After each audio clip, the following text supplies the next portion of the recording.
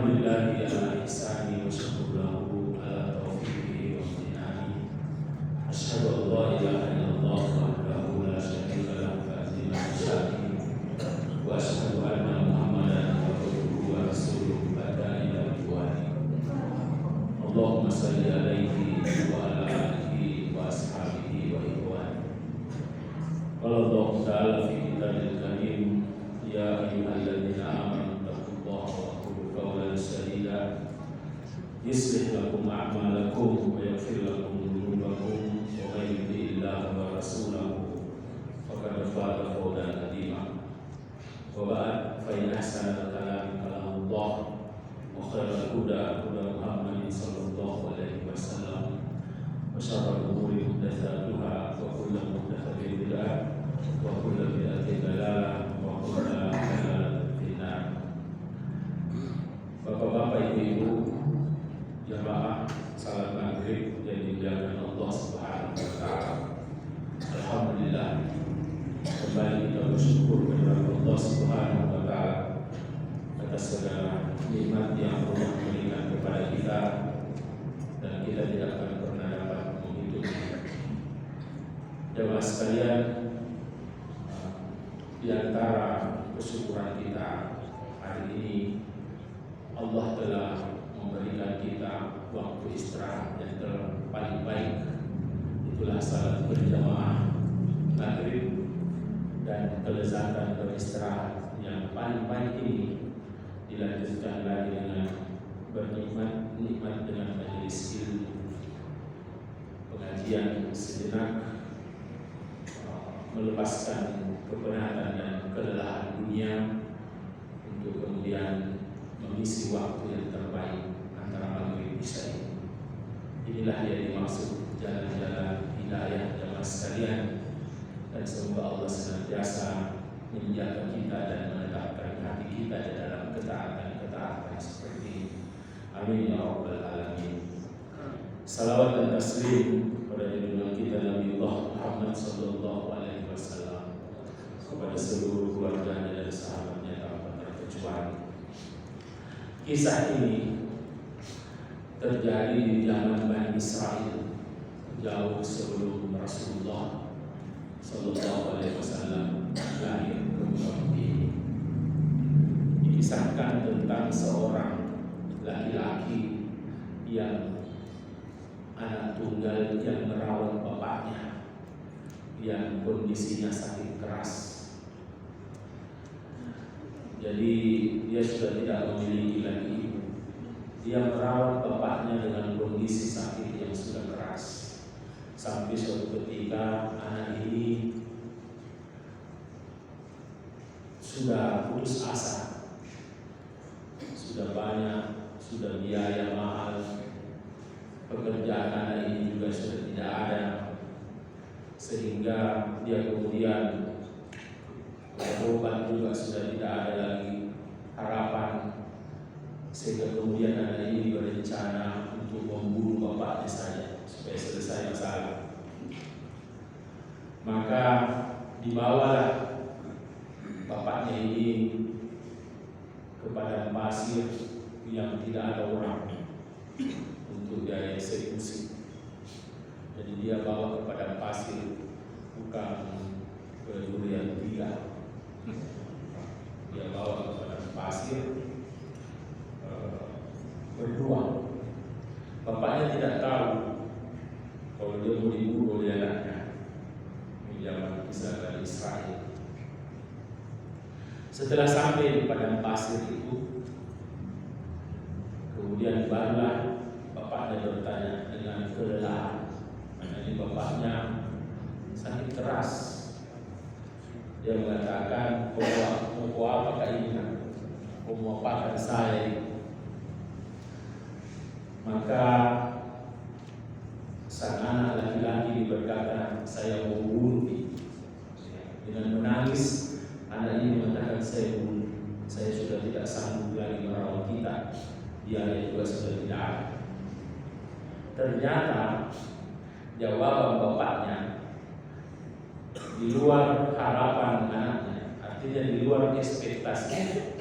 Tidak pernah dia bayangkan bahwa bapaknya ini akan menjawab seperti ini, kalau begitu jangan kuburkan di sini, tapi bunuhlah saya di bawah pohon itu yang di situ ada batu, di situ kubur saya. Anak laki-lakinya heran, kemudian bertanya kenapa. Dia kemudian mengatakan, ya, karena di situ dulu bapak saya membunuh bapak. Jadi ternyata kakeknya ini yang membunuh juga bapak.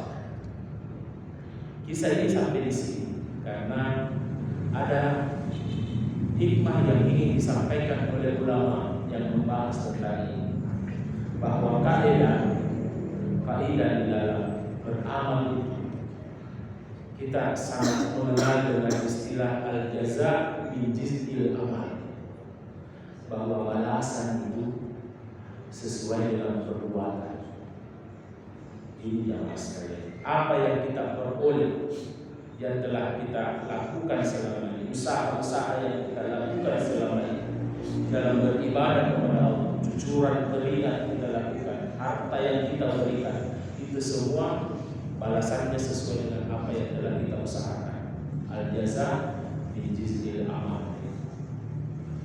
Nah, jamaah sekalian, Imam Syafi'i pernah berkata bahwa ya, sebagaimana Allah Subhanahu wa taala berfirman, laqad khalaqnal insana fi kabad. Sesungguhnya manusia itu diciptakan dalam bentuk kabad, kelelahan, kepayahan. Jadi kehidupan kita itu memang sampai hari kiamat itu terus menerus dalam kondisi yang payah. Payah waktu dilahirkan, kelelahan setelah hidup, balik, kemudian terus hidup di dunia ini, bekerja, beribadah, menghindari dosa, semua itu kelelahan, capek. Ya. Dan itulah sebenarnya sunnatullah kita hidup di dunia ini. Ya. Imam Syafi'i pernah mengatakan bahwa sesungguhnya kehidupan ini, kehidupan saya tiap hari adalah penuh dengan cobaan dan ujian. Nanti semua itu akan berakhir bahagia setelah kita masuk ke dalam surga. Jadi di dunia ini penuh dengan ujian, kelelahan, capek. Kata Imam Ahmad, kaidahnya itu tidak ada itu orang yang senang-senang ujungnya senang, tidak ada. Orang yang berleha-leha di dunia, tidak mau capek, tidak mau kehilangan, tidak mau kekurangan, tidak mau sakit, ya ujungnya itu bukan kebahagiaan, tapi neraka. Tapi orang yang melakukan kelelahan, capek, pengorbanan, korban waktu, korban perasaan, korban harta, semua bentuk kelelahan itu ujungnya adalah kebahagiaan. Jadi kaidah hidup itu kata Imam Syafi'i, kelelahan, capek, baru senang. Kemudian bahagia, senang, terus akhirnya adalah neraka. Itulah jamaah sekalian. Maka kaidah itu disebut dengan al-jaza min jinsil amal. Balasan itu adalah sesuai dengan perbuatan. Apa yang kau tanam, itu yang kita tuai nanti di akhirat. Ya, tergantung sekarang apakah kita berlelah-lelah, sebagaimana Allah berfirman bahwa manusia itu memang diciptakan dalam kondisi yang payah, penuh dengan ujian, capek, senang hanya sesaat, ya, sehat hanya sesaat, semuanya penuh dengan perjuangan. Oleh karena itu jamaah sekalian, ada satu judul yang ingin saya sampaikan dalam kesempatan ini, adalah judulnya bahagia dengan membahagiakan orang. Ya. Ini saya ambil judul dengan satu kisah seorang sahabat yang mendatangi Nabi. Ya, dia datangi Rasulullah, ya Rasulullah, uswatu qalbi.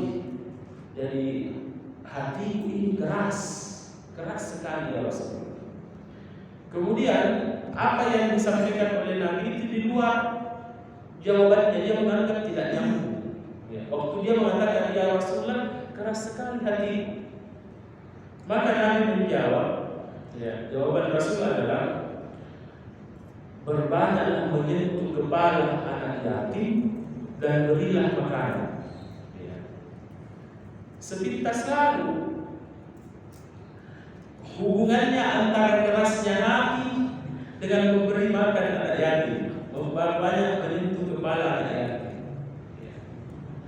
Apa penyebabnya sehingga orang yang keras hatinya itu bisa lembut dengan memperbanyak menyentuh kepala anak yatim dan memberi makan anak yatim? Karena itu tadi, bahwa kaidah di dalam beramal al-jaza' min jinsil amal. Apa yang kau lakukan pasti berbalas. Di antaranya itu jemaah sekalian. Apalagi di masjid kita ini ada hal yang berbeda. Kita sering dihadirkan dengan anak yatim. Jadi yang biasa ada ini anak yatim penghafal Quran. Jadi bukan anak yatim yang dadakan. Nanti bulan Ramadan baru ada. Ini tidak. Jadi kita kumpul anak yatimnya dan menghafal Al-Quran menjadi penghafal. Ada ternyata, Masya Allah tabarakallah, Rasul mengatakan obat untuk melembutkan hati, karena hati yang keras itu ciri-cirinya pemarah, suka marah. Hati yang keras itu susah menerima kebenaran, tidak menerima uang kecil. Di kopi nak jalur, gampang marah, hatinya besar, kering. Makanya untuk melembutkan kata Nabi, sentuh kepala anak yatim. Coba kalau kita ambil secara makna sepintas menyentuh kepala yatim, mungkin maraton itu anak yatim kalau setiap hari sentuh terus. Tiap hari mau pilih sentuh. Bukan seperti itu ya. Jadi di situ ada bahasa ita'am ta'am, memberi makan. Dan ternyata memberi makan ini banyak sekali dalil-dalil yang sangat menjelaskan bagaimana the power of memberi makan, kekuatan memberi makan. Termasuk ketika Rasulullah SAW pertama kali datang ke Madinah. Pesannya Nabi itu 3. Ubsus salam, ita'amut ta'am, kemudian salat malam. Jadi ini memberi makan itu melembutkan hati, menghilangkan hati perasaan-perasaan untuk suka marah. Karena orang yang suka marah itu hati yang keras. Ini jemaah sekalian. Dan saya pernah melihat di Facebook salah satu ustadz yang saya kagumi di Makassar, dia membuat di Facebook itu perkataan ulama Sudan. Ulama Sudan mengatakan, memberi makan orang yang kelaparan itu masih lebih baik bagimu daripada membangun 1000 masjid. Masya Allah. Itulah barangkali kekuatan memberi, mentraktir orang yang lapar. Jadi memberi orang yang kelaparan, memberi makan orang yang kelaparan itu lebih baik bagimu daripada membangun 1000 masjid. Jadi membahagiakan orang, bahagianya orang yang suka membahagiakan orang. Makanya dalam satu hadis yang panjang pernah Rasul bersabda,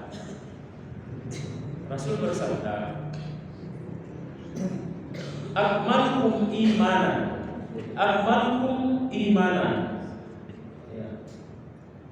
kemuliaan iman seseorang, wa ahabbu a'malu ilallah sururun tudkhuluhu ala qalbi muslim. Amalan yang paling Allah cintai adalah memasukkan rasa senang ke dalam hati orang. Yang mana itu? Kata Rasulullah lanjutan hadis ini, jadi amalan yang paling Allah cintai di antara sekian banyak amalan adalah memasukkan rasa bahagia ke dalam hati orang. Ini banyak pengertiannya, membuat orang selalu senang. Termasuk orang yang lapar dikasih makan itu senang. Kalau ada orang yang lapar dikasih makan baru dilempatkan itu makanan berarti orang gila. Salah gila. Jadi memberi makan. Nah, kata Nabi lanjutan dari sini, autat ruda'al rujuan, autat ruda'al mudainan, autat ruda'al kurban. Ya, saya menghilangkan, ya kata Rasul, engkau menghilangkan rasa laparnya saudara. Kemudian engkau menghilangkan, melunaskan hutangnya saudara. Engkau menghilangkan kesusahannya saudara. Ya. Kemudian lanjutan di sini Rasul bersabda, saya lebih memilih, kata Nabi, saya lebih memilih menyelesaikan urusannya saudara satu hari daripada saya harus bermalam 1 bulan iktikaf di Masjid Nabawi. Masyaallah. Rasul lebih memilih menyelesaikan masalahnya saudaranya 1 hari daripada bermalam 1 bulan iktikaf di Masjid Nabawi. Kalau kita iktikaf di Masjid Nabawi, alhamdulillah sudah bisa pergi salat tahajud di Masjid Nabawi 1 bulan. Bisa pergi mengaji 1 bulan, bisa berapa juz iktikaf. Salat 5 waktu.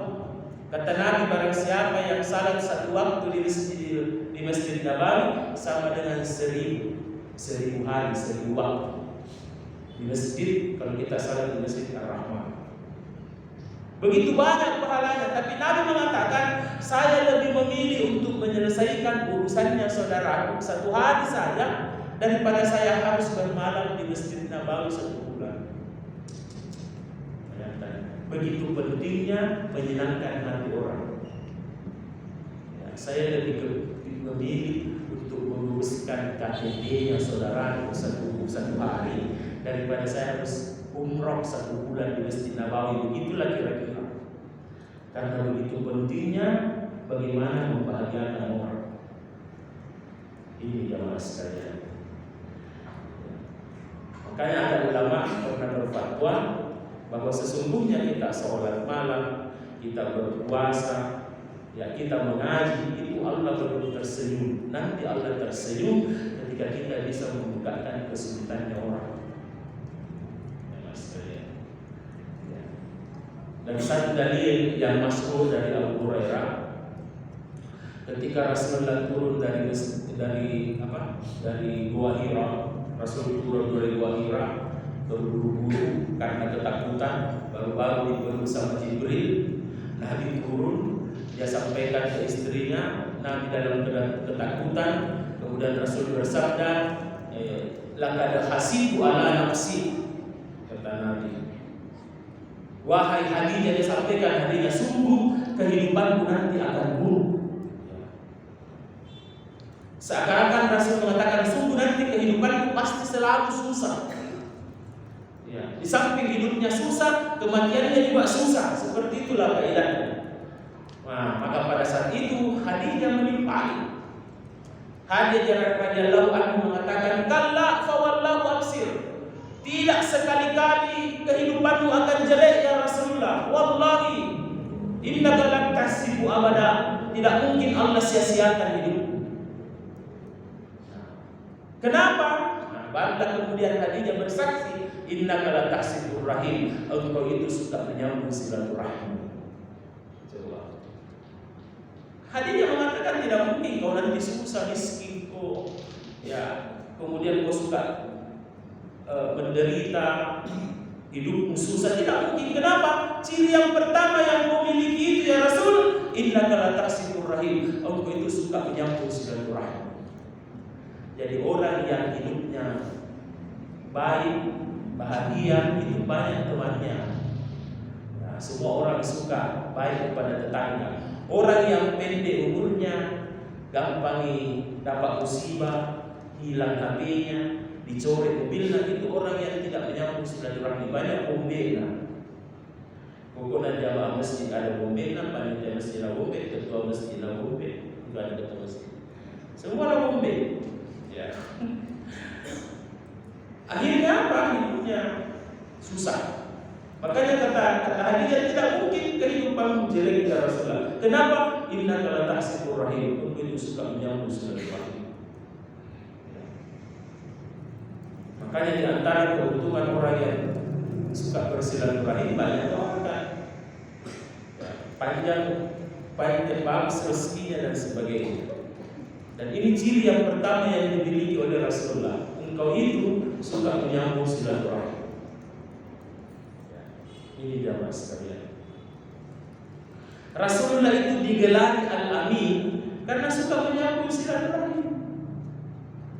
Tidak mungkin Rasulullah itu digelari Al-Amin gara-gara Rasul sering di rumahnya tinggal. Tidak mungkin. Bilang baik itu kau orang ini. Kenapa kalau pulang kerja di rumah terus kita pagi tidak pulang keluar lagi? Itu bukan orang baik.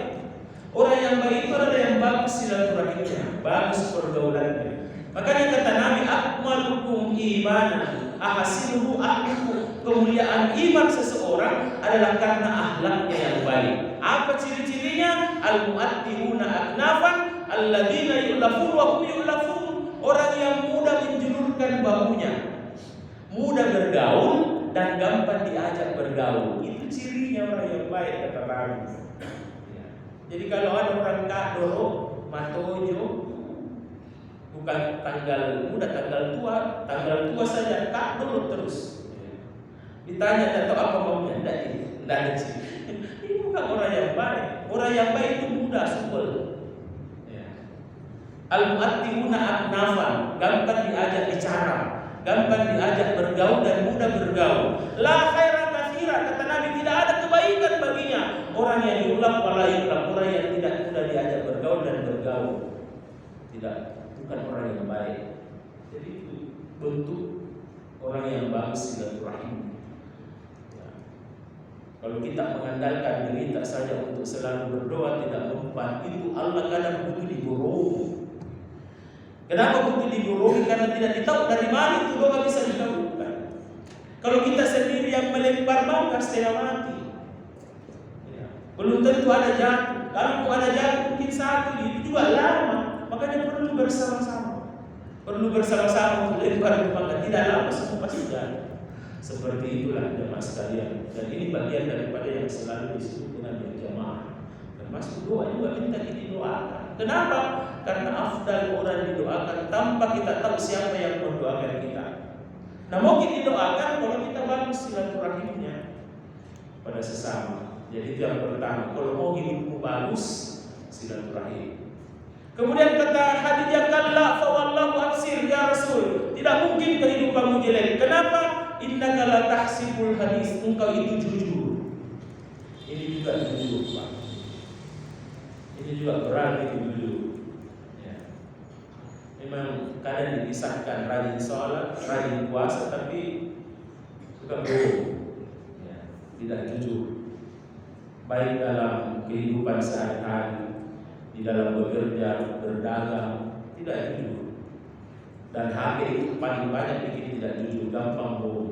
Nah cari korban kedua, di mana ini ada di sampingku kalau tidak ada. Itu kan bohong. Jadi suka bohong. Ini juga sulit. Kalau mati, gampang kena rahasia ilahi. Rajin supaya tapi selalu padam. Kenapa? Kenapa sakral? Kenapa lama? Ternyata pabalik-balik. Ini jamaah sekalian. Kemudian kata Rasulullah, kata Khadijah, ya Rasulullah tidak mungkin kehidupanmu jelek. Kenapa? Wa tahmilul kalla wa taksibul mamdu. Engkau itu suka membantu orang dan membantu orang yang kesusahan. Akhlak lagi jamaah sekalian. Bahagia dengan membahagiakan orang. Masuk lagi. Kalau mau kehidupan baik, suka bantu orang. Karena hari ini kita itu tidak banyak simpatik gara-gara orang rajin pergi di masjid, rajin puasa, tidak simpatik. Yang membuat simpatik itu adalah karena akhlak. Dan akhlak itulah yang orang banyak suka. Akhlak itulah yang menyebabkan kita banyak disukai sama orang.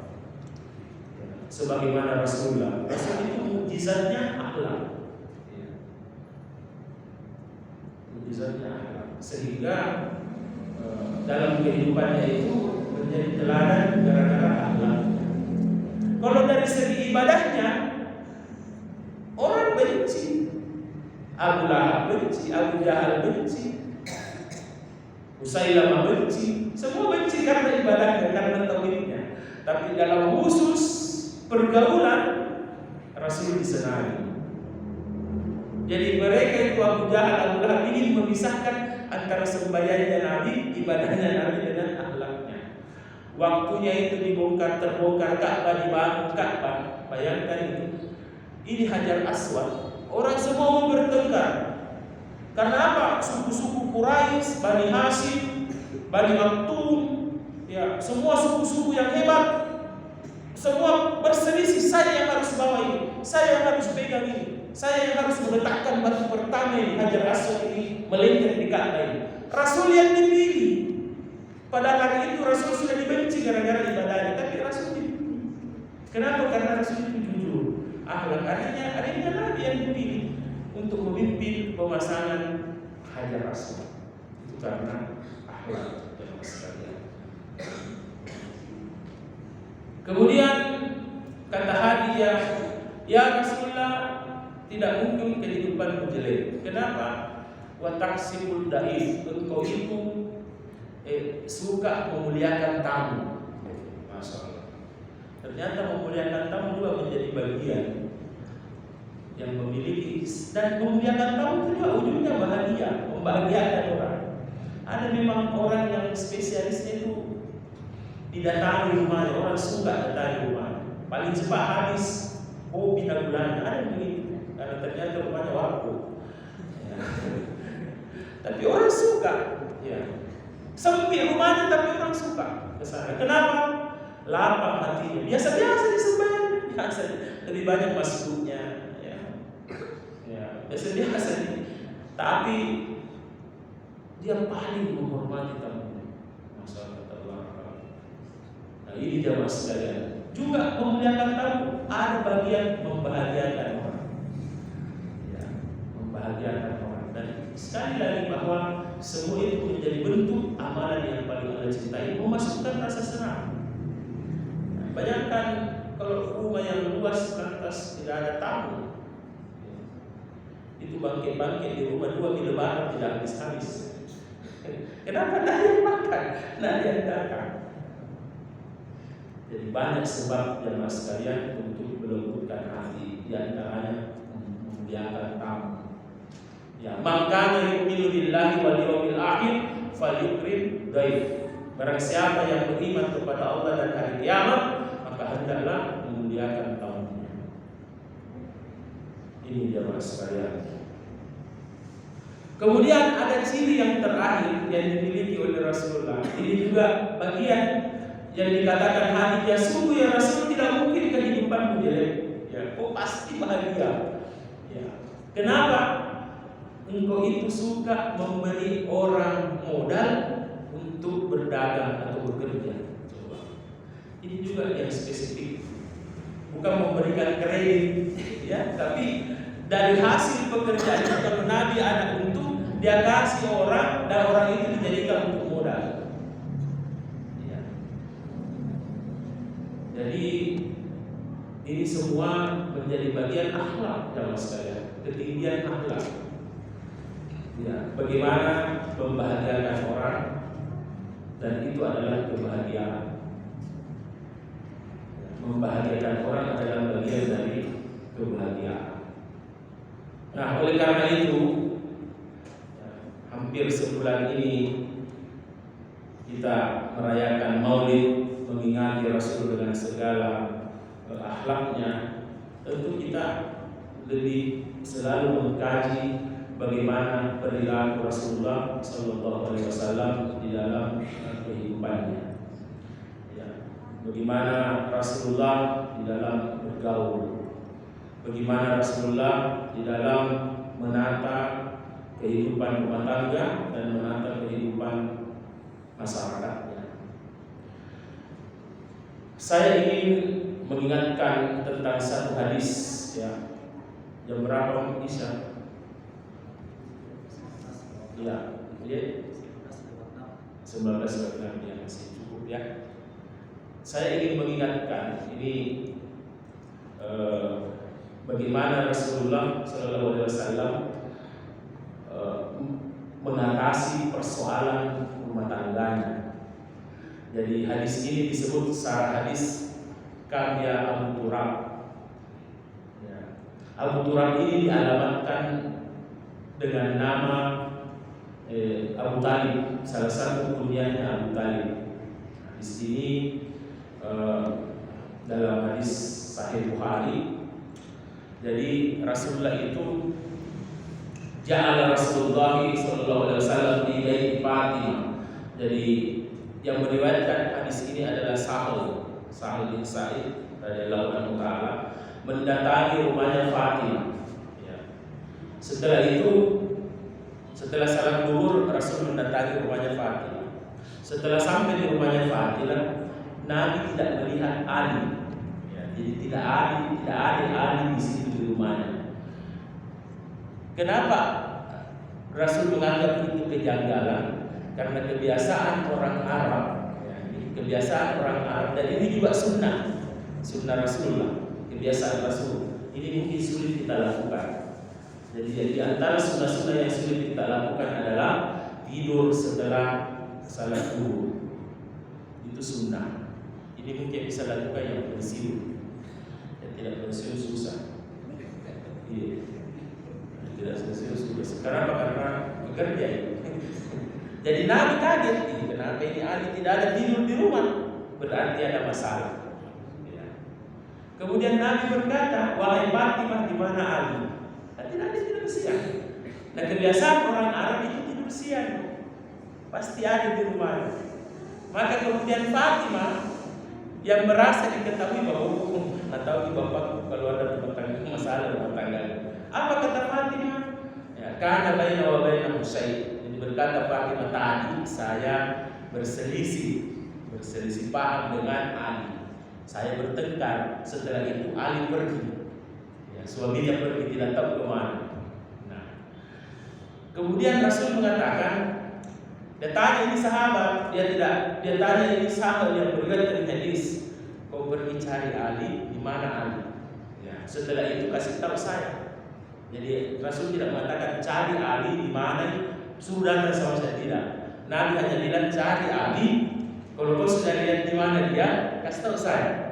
Akhirnya pergi.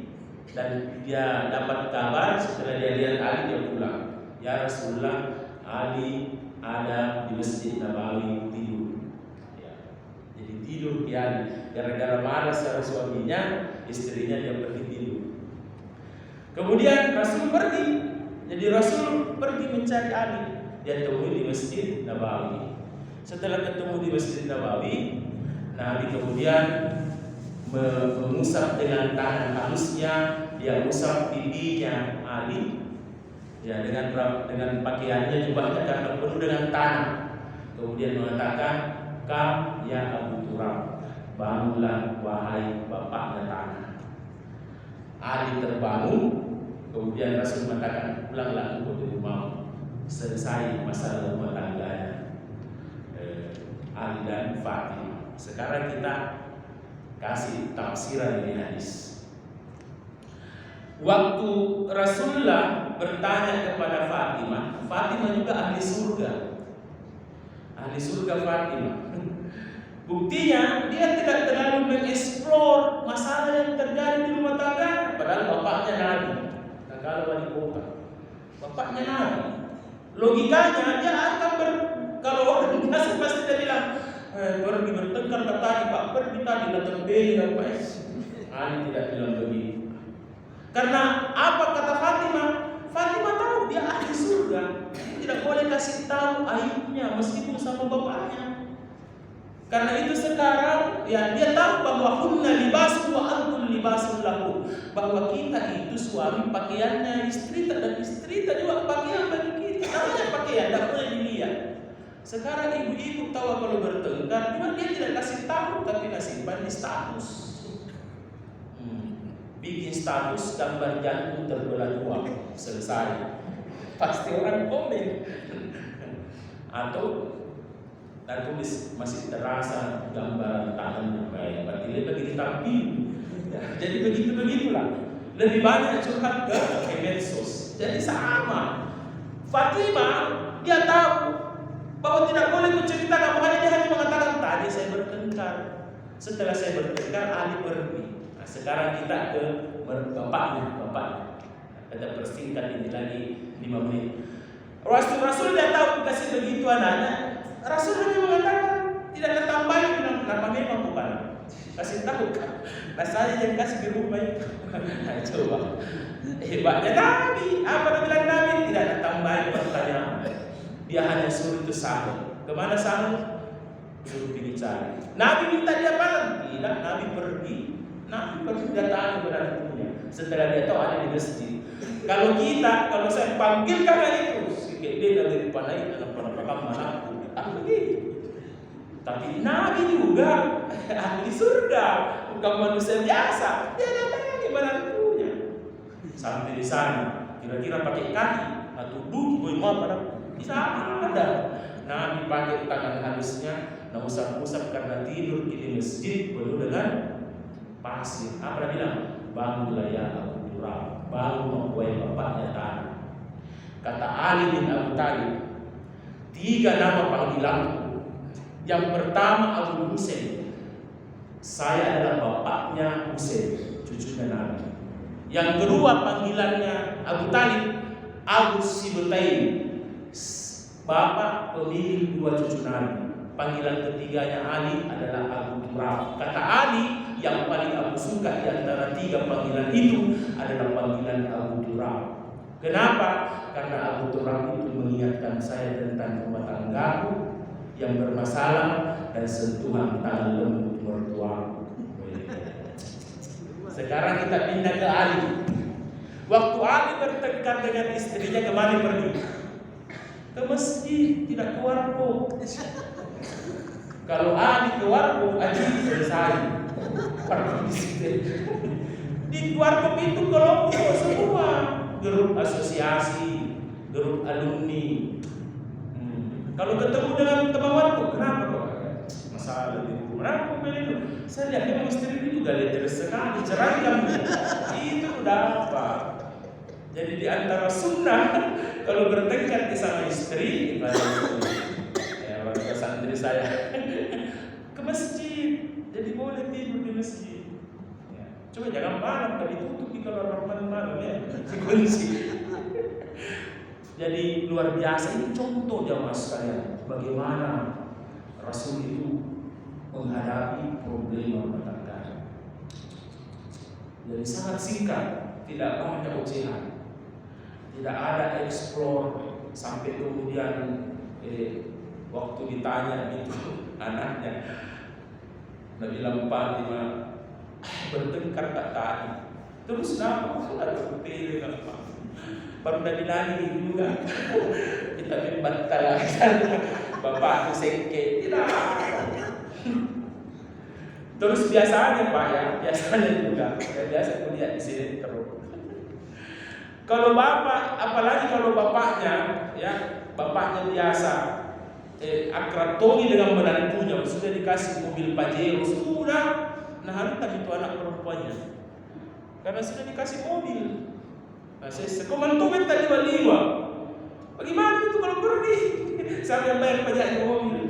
Ya coba, begitulah jamaah sekalian. Bagaimana akhlak Rasul itu dalam membangun rumah tangga. Makanya sekali lagi bahwa sungguh jamaah sekalian, amalan yang paling Allah cintai itu adalah membuat hati orang senang dengan segala cara yang bisa kita lakukan.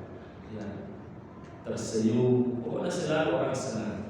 Yang kedua, ini singkat saja, bahwa yang menyebabkan kita tidak yang sering menderita, ya apalagi di zaman sekarang ini, adalah kita tidak bisa memiliki keindahan akhlak yang seperti Rasul inginkan. Sebagaimana Rasul pernah bersabda, "Min husni islamil mar'i tarkuhu ala ma ya'ni." Di antara keindahan akhlak seseorang, di antara keelokan Islamnya seseorang adalah ketika dia mampu meninggalkan urusan yang bukan urusannya. Nah, ini zaman sekarang Pak, susah orang tua menderita, susah bahagia. Kenapa? Terlalu banyak diurus. Pokoknya asal ada masalah pasti dikuasai kita semua. Di kami kalau sambo dibahas, muncul semua pengacara. Pokoknya semua serba dibahas semua, dikepoi, dan ternyata itu kepo tidak ada dalam Islam. Kepo itu membuat kita tidak bahagia. Jadi kalau mau kita bahagia, jangan suka campur urusan orang. Jadi urusan kasihan beres, aku mau urusan orang. Nah, saya kira ini jamaah sekalian, saya sudah lihat kisah 1 menit masuk Isya. Sekali lagi saya mohon maaf apabila ada hal-hal yang tidak berkenan, dan alhamdulillah saya sangat bahagia malam ini, bersyukur saya sudah dari rumah. Mudah-mudahan ada Pak Ketua, alhamdulillah sudah sehat, kembali bisa ke habitatnya berkumpul bersama dengan kita. Saya kira ini yang dapat saya sampaikan. Mohon maaf atas segala kekurangan. Subhanallahumma wa bihamdik, asyhadu an la ilaha illa anta, astaghfiruka wa atubu ilaik. Assalamualaikum warahmatullahi wabarakatuh.